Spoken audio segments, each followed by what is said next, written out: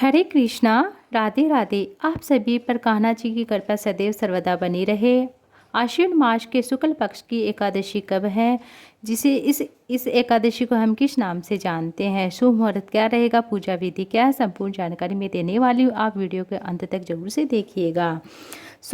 अश्विन मास के शुक्ल पक्ष की एकादशी को हम पापाकुशा एकादशी कहते हैं, अर्थात पापों पर अंकुश लगाने वाली एकादशी। आज की इस वीडियो में आप जानेंगे पापाकुशा एकादशी तिथि, शुभ मुहूर्त और इस एकादशी के महत्व के बारे में भी आप जानने वाले हैं। उपवास किस तरह से करना है, केवल पापों के नाश के लिए ही नहीं बल्कि आध्यात्मिक शुद्धिता के लिए, भक्ति के लिए भी आप इस व्रत को कर सकते हैं। अब हम जानते हैं कि कैसे एकादशी हमारे जीवन में सकारात्मक परिवर्तन ला सकती है और कैसे हमारे पापों का नाश हो सकता है। जाने अनजाने में हुए पापों से हमें किस तरह से मुक्ति मिल जाती है और व्यक्तियों के पापों का नाश हो जाता है। जानते हैं, जब तक उन पापों का प्रायश्चित ना हो पाए, वे पाप जड़ सहित नष्ट ना हो पाए। जो व्यक्ति अपने जीवन में जिस तरह से पाप कर्म करता है उसे उसी प्रकार के नरक की प्राप्ति होती है।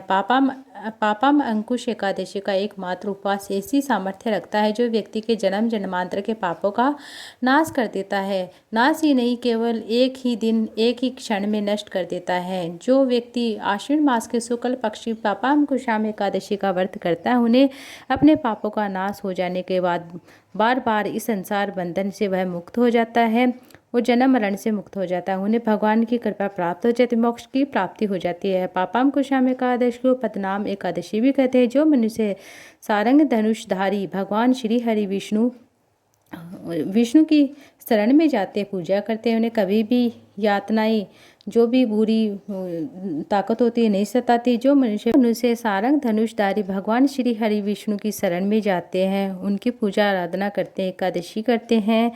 जो मनुष्य वैष्णव होकर शिव जी की और भगवान श्री हरि विष्णु नारायण की निंदा करते हैं, वे अवश्य नरकगामी होते हैं। सहस्त्र वाजपेयी और अश्वमेघ यज्ञों से जो फल मिलता है, सिर्फ एक एकादशी व्रत करने से हमें प्राप्त हो जाता है। पापांकुशाम एकादशी के बराबर कोई पुण्यदायी एकादशी नहीं होती है। इसके बराबर पवित्र तीनों लोकों में कुछ भी नहीं है। जब तक मनुष्य पद्माम एकादशी पापांकुशाम एकादशी नहीं करता है, उनकी देह में पाप निवास रहता है। इस प्रकार पहले सभी पाप कर्मों का नाश और महर्षि अंगिरा द्वारा बताया गया एक कथन है कि एकादशी व्रत का पालन करने से जो इसी प्रकार है कि एकादशी अपने सभी भक्तों के पापाम को शाम उसी प्रकार जला देती है जैसे कि अग्नि सूखे हुए तिनके को जला देती है, एक ढेरे को भी क्षण भर में जला देती है। अब जानते हैं कि इस बार पापाम कुशाम एकादशी का व्रत कब है, कब खोला जाएगा। साल 2024 में आश्विन शुक्ल पक्ष की एकादशी 13 अक्टूबर दिन रविवार को सुबह 9 बजे से शुरू होगी, समाप्त होगी। तिथि 14 अक्टूबर दिन सोमवार को सुबह 6:04 पर। वैसे तो रविवार के दिन सुबह से ही एकादशी लग जाएगी,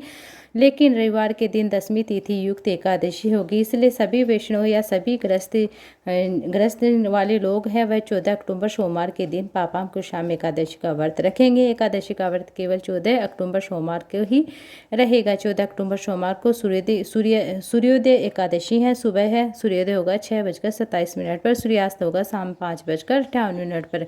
ब्रह्म मुहूर्त का समय रहेगा इस दिन 4:51 से लेकर 5:39 के बीच में। सुबह 11:49 से लेकर दोपहर 12:35 के बीच में अमृतकाल का समय रहेगा और इस दिन प्रदोष काल का समय रहेगा 6 बजे से लेकर 7:36 के बीच में। राहु काल का समय इस दिन रहने वाला सुबह 7:30 से लेकर 9 बजे के बीच में। द्वादशी तिथि प्रारंभ होगी इस दिन 14 अक्टूबर सोमवार को सुबह 6:04 से। इसी के साथ हरिवासर का समय भी शुरू हो जाता है। द्वादशी तिथि समाप्त होगी 15 अक्टूबर दिन मंगलवार को सुबह 3:04। 15 अक्टूबर मंगलवार को सूर्योदय होगा सुबह 6:27 पर। सूर्यास्त होगा शाम 5:57 पर। ब्रह्म मुहूर्त का समय रहेगा 4:51 से लेकर 5:40 के बीच में। अमृतकाल का समय रहेगा इस दिन 3 बजे से 4 बजे तक के बीच में। सुबह आप 11:50 से लेकर दोपहर 12:35 के बीच में आप पूजा कर सकते हैं। राहु काल का समय इस दिन रहने वाला 3 बजे से 4:30 बजे के बीच में। हरिवासर का जो समय होता है सोमवार को सुबह से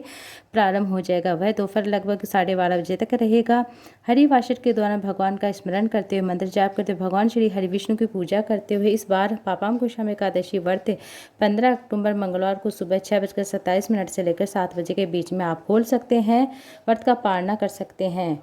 ध्यान रखिएगा कि यह तिथि सुबह सूर्योदय से पहले ही समाप्त हो जाएगी, इसलिए जब भी ऐसा होता है तब त्रयोदशी तिथि से शुरुआत होती है। कुछ समय में व्रत का पालन करने से दोष नहीं लगता है, बल्कि व्रत पूर्ण हो जाता है। इसलिए आपको जो शुभ मुहूर्त मिलता है उसी शुभ मुहूर्त में आपको एकादशी व्रत का पालन करना चाहिए, तभी वह फलदायी होती है, शुभ फल देने वाली होती है, व्रत पूरा पुण्यदायी होता है। हमारे चैनल पर पापांकुश एकादशी व्रत कथा भी सुनाई जाएगी, आप उसे अवश्य सुनिएगा और उपाय भी बताए जाएंगे जो परम पूज्य पंडित प्रदीप मिश्रा जी के द्वारा कथाओं में बताए गए उपाय होते हैं, वह भी मैं लेकर आऊँगी, तो आप उसे भी जरूर से सुनिएगा।